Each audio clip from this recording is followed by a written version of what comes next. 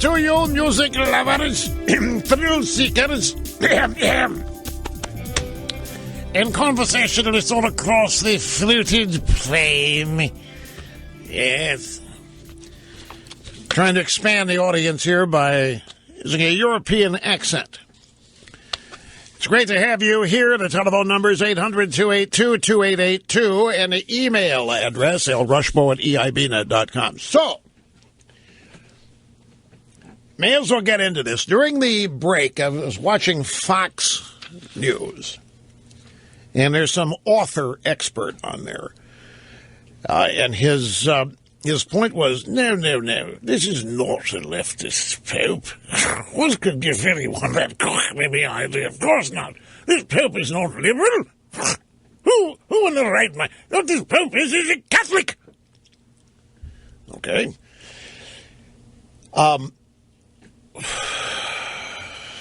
You know, the wise thing to be would just be, just drop this. It doesn't matter. It isn't going to change anything. It ain't going to change anybody's mind. It's not going to, and it's not an attack anyway. It's just, you know me and liberalism.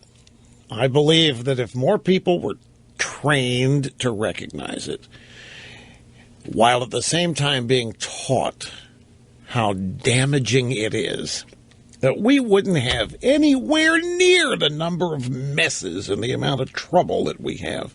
I fervently believe that.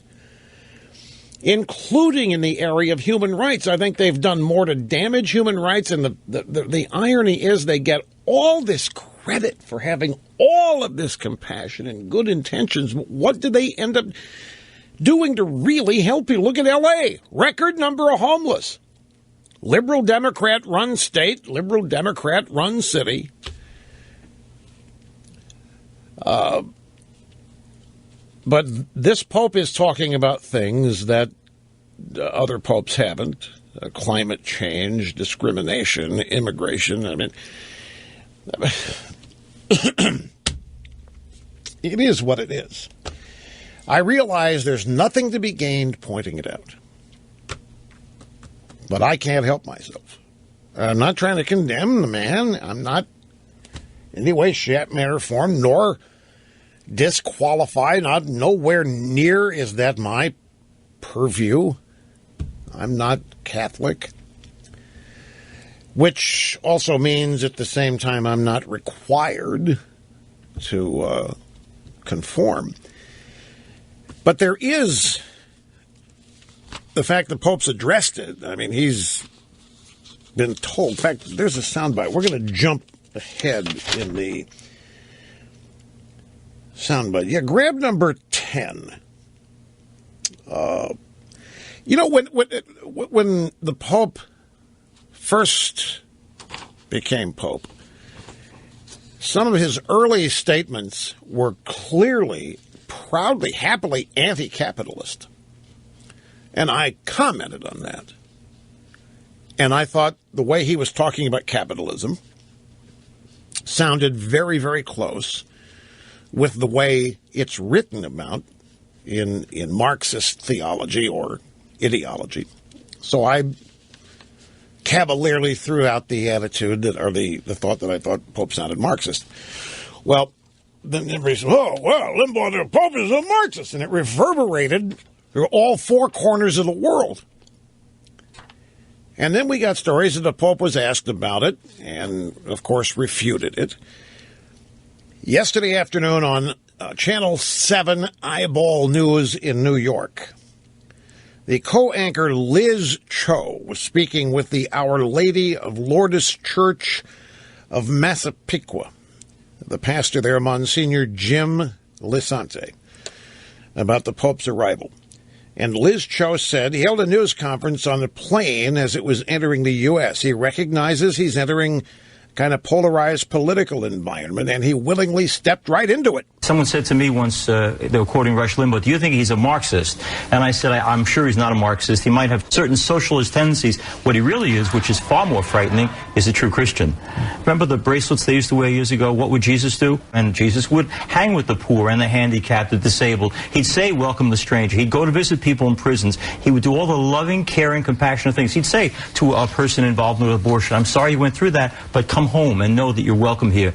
This is the work of Jesus Christ, and he does it well. Okay, so the way this is explained, therefore, is to say that any religious leader who is saying things like Pope Francis is saying is simply repeating the words of Christ. And so it has manifested itself now that it is the popular opinion among people that are really not informed is that Christ was a modern-day liberal Democrat. And I still find this incredible. If that's true, then why is there such contempt for evangelical Christianity among many in the Democrat Party and in the media? And you can't deny that there is. But here you have the most successful, the most prosperous, the most charitable, however you wish to define goodness. The United States is at the top of every list of all nations in the world. And criticizing it as the problem, I'm sorry, red flags go up. Certain kind of people do that. And so that's why my original comment was made. And now the Pope is here and continues to spout what is the present-day Democrat Party agenda, which we're now being told is the agenda of Jesus. Who knew? Now, there is a story here, but he did address this on the plane. The story is in Time magazine, the headline, Pope Francis, I'm not a liberal. As Pope Francis flew to the U.S. for the first time, the pontiff assured journalists on the flight that he's not a liberal. Why did he have to say so?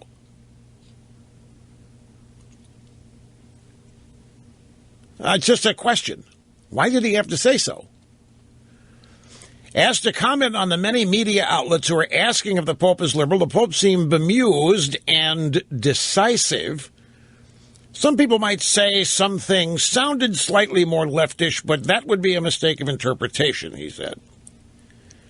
Well, the Pope seems to be a victim of misinterpretation a lot, because the Pope says something and the Vatican comes out later and says, no. What the Pope meant was, that's what happened after the Marxists, after the anti-capitalism comments. The Vatican came out and tried to clarify that. He underscored the point. He said, it is I who follow the church. My doctrine on all of this, on economic imperialism, is that of the social doctrine of the church. I don't know what that means. Underscored, it is I who follows the church. My doctrine on all this, on economic imperialism, is that of the social doctrine of the church. So, economic imperialism, well, the criticism of the United States as imperialistic, I mean, that comes from one particular ideology, too. Leftists the world over have called us imperial. And you know what it means. You know what the insult is? That we're running around and that we are conquering everything. That we're running around and we're imposing ourselves. We're conquering various countries and lands and occupying it and then stealing what is there for ourselves. That's what they mean by imperialism. So you throw economic in front of that, economic imperialism, which means that we are, I wouldn't know how to define economic imperialism other than we're stealing everything or enforcing our economic way, capitalism, on everybody else. So anyway, there's a story in Breitbart here by Francis Martel, and the headline is, Miami Priest to Pope Francis. Why condemn capitalism so strongly but not communism? Prominent Cuban-American priest Father Alberto Cute questions Pope Francis's apparently warm attitude towards the Castro dictatorship, asking in a Miami Herald column, why do you so strongly condemn capitalism, but we never see an equally strong condemnation of atheist communism? Writing for the Spanish-language El Nuevo Herald, Father Cute, a former television and radio host who left the Catholic priesthood for the Episcopal Church, asks three questions in this op-ed. Number one, why do you and other religion leaders condemn capitalism so strongly and offer us a list of all the disasters that result from it on earth, but we never see an equally strong condemnation of atheist communism, which continues to cause the world so much harm? This inequality, when the time comes to condemn, appears unjust. That's a pretty good question. Why would you not condemn communism? And by the way, the Pope's not the only one who doesn't do that. I mean, you can't, in the 70s and 80s, you couldn't find a Democrat to condemn communism either. Question number two. Why do we ignore those who suffer from the great poverty of a lack of freedom, and who, for only expressing their desperation and demanding respect for the most basic human rights, are detained, harassed, and beaten? Why do we ignore them? And number three, is it really more important to have diplomatic relations with a country that has not had free elections in 50 years, that abuses its people, that has a well-documented history of oppressing and robbing the church, than to seek justice, the common good, and freedom for all Cubans? And Father Cute concludes, I don't understand and don't think I will ever begin to understand why a man of God can meet with oppressors but not the oppressed.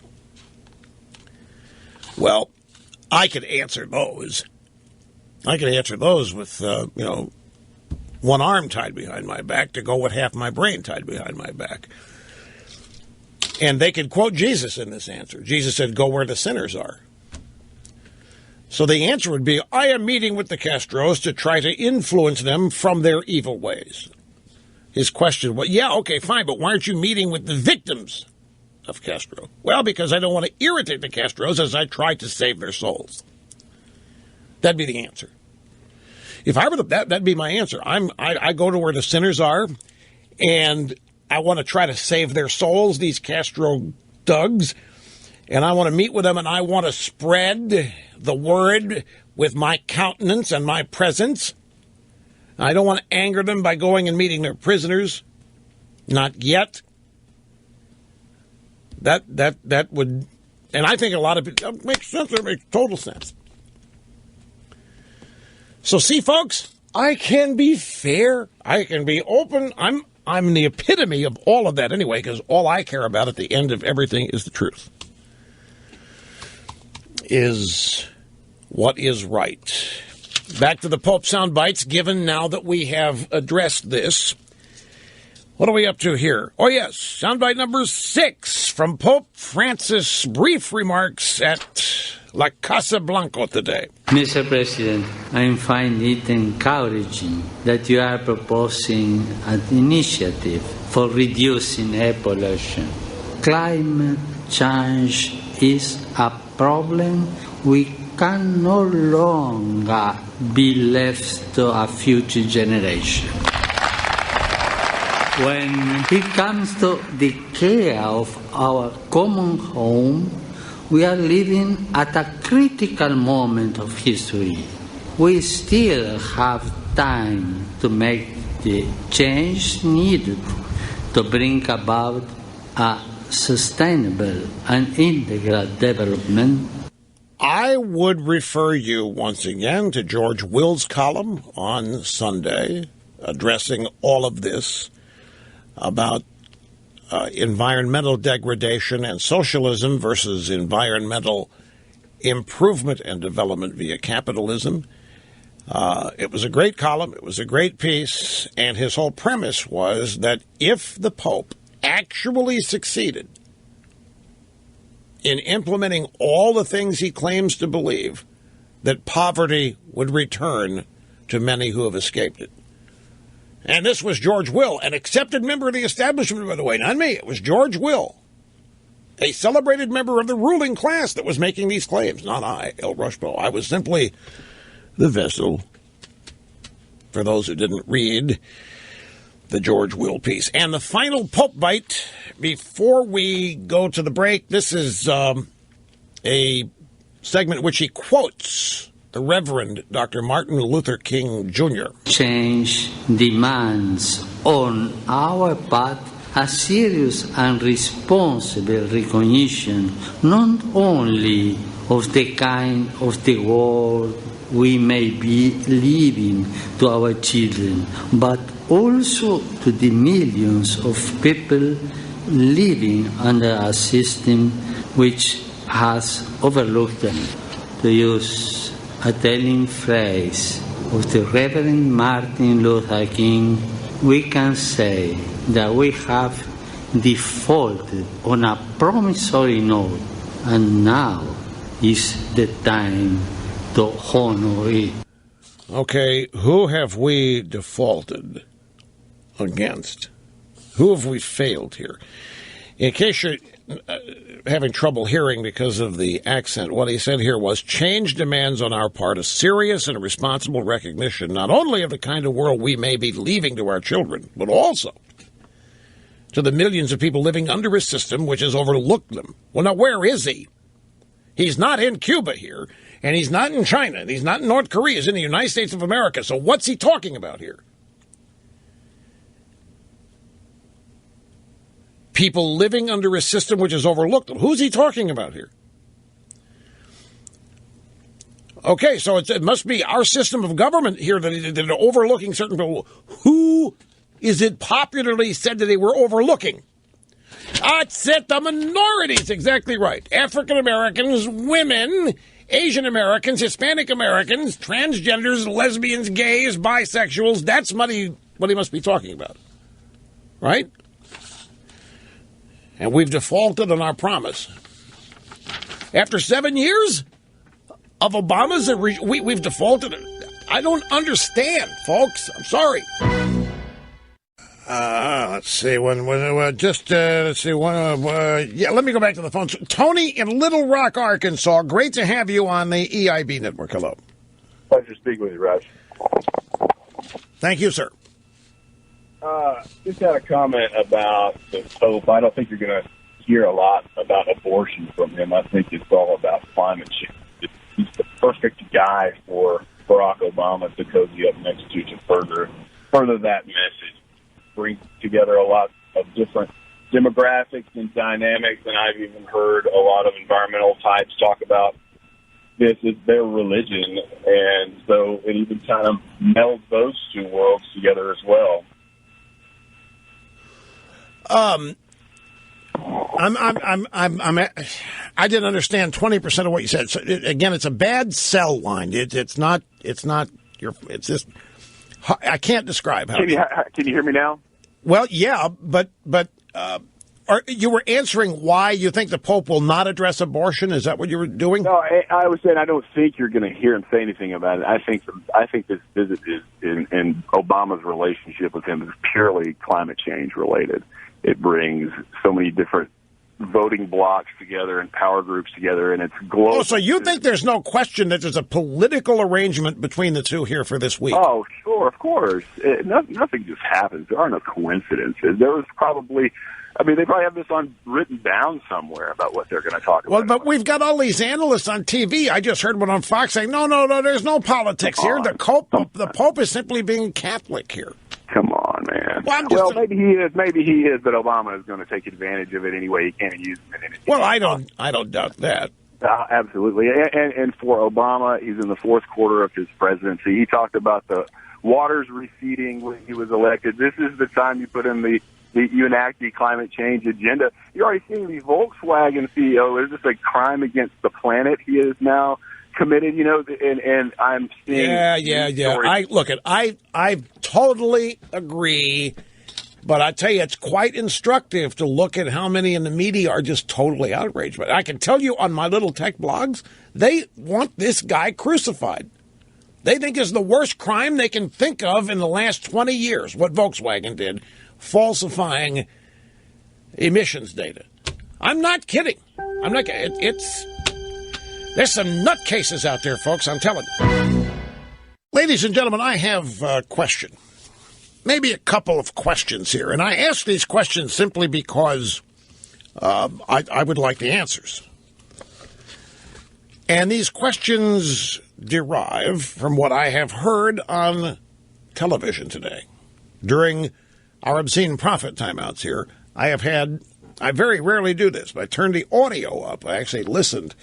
And I've caught a couple of guests on Fox, and they've been asked, are you aware that people like Rush Limbaugh are calling the Pope Marxist? Oh, yeah, we're aware of that. And Pope is clearly aware of it, too. But like the Pope said on a plane yesterday, one of them, he's not a leftist. It's just a misinterpretation.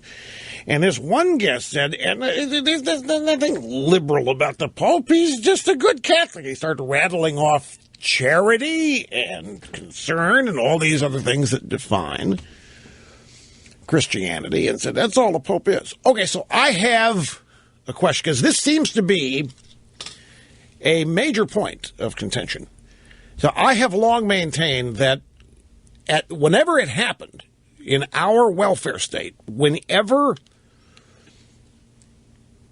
and we could probably find this with enough deep research, when welfare became or started to become categorized as charity is when liberalism began to be attractive to churches. Churches, quite naturally, are big on charity, both as recipients for distribution and donors. They do both sides. And so welfare, where it's become the percentage of our annual budget spent on welfare is over half now. Social Security, if you count that as well, the Social Security and all the other social services, over half of our budget is transfer payments from people working to not working. I'm not trying to insult Social Security recipients by lumping you. Don't misunderstand. I'm just strict budget numbers. So along comes this Pope now and his, not apologists, but the people translating for him or explaining, interpreting. Oh, no. This is illogical. The Pope is not liberal. No. Don't be so silly. Don't be so foolish. Don't be small-minded. The Pope is simply a Catholic. He's simply a Christian. And this is what Christians and Catholics do. And then it's what Jesus did. This is simply what Jesus did. So my question is this. I need some legitimate help on this. I know that Jesus preached charity. Did Jesus tell people to give their money to the Romans so that the Romans could then distribute it? In other words, did Jesus tell people to give their money to whatever governing entity there was, or entities there were at the time? Or did he preach charity as an individual thing? In other words, was Jesus a big government, charitable advocate? Seems to me that it might have been the opposite. That Jesus had some problems with governments. Why are you shaking your head in there, Mr. Snerdley? These are just open-ended questions to which I'm asking if people have the. These are not rhetorical questions. I know why can't you just let this go? Right? You're sitting there. Why can't you? Well, I don't think there's anything offensive about these questions. I'm one trying to understand. because it's come up today. One of the undeniable truths in our culture is that the modern day Democrat Party does not like religion. They don't like Christianity. That's not even arguable.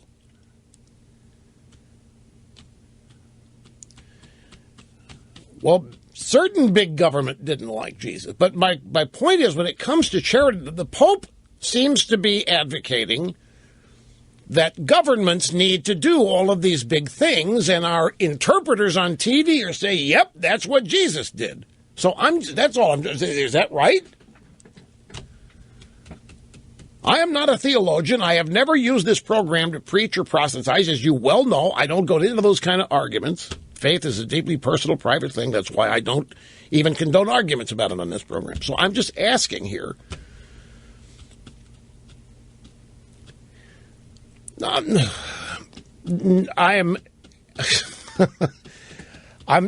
not asking if when Jesus told people to be charitable, was he telling them to pay higher taxes and let the Romans take care of it?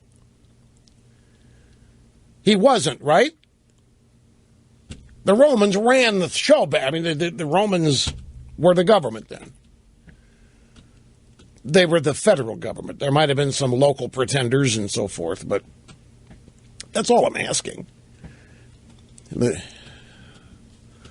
He said, render unto Caesar what is Caesar's, but he also then had a qualifier after that, which made it clear that Caesar's was not entitled to everything. I mean, you can interpret it that, yeah, he was just saying, pay your fair tax and get the hell out of Dodge. But this is why I'm asking the question, because it's being interpreted today. You know, the left, I find this fascinating. The left, which does not hold any really great love for the Catholic Church or organized religion at all, is now all of a sudden trying to portray themselves as Christ-like. And it's all in the name of big government, all in the name of to try to portray now what the Democrat Party is doing, the American left is doing is Christ-like, taking advantage of the visit of the Pope in order to create that impression with people. What, food stamps? No. There weren't. I know they didn't use food stamps to feed the poor. That's what the Romans. This is why they don't have microphones. They always ask, why can't we hear the people you're talking to? This is exactly why. Hey, Rush, you should say the Romans didn't have food stamps. Yeah, we know. Grab audio soundbite number 9. I mentioned this earlier. This is Major Garrett on CBS this morning, and a report on the Obama and the Pope sharing a discussion of the burdens they face, brought on by celebrity and change. Pope Francis arrives defined at least in part by his humility, also as an instrument of change within the church and an international celebrity in a kind that of popes in the past simply haven't been. Now, President Obama knows a thing or two about change and celebrity, and it's actually these topics that the two have discussed in private, the burdens of dealing with celebrity and change. So that's what they've got in common. They're A-listers. They'd both be on the red carpet at the Emmys if it were tonight. That's what they've got in common. They are dealing with the burdens of celebrity and change. I was just going to say, Major Garrett has forgotten something here.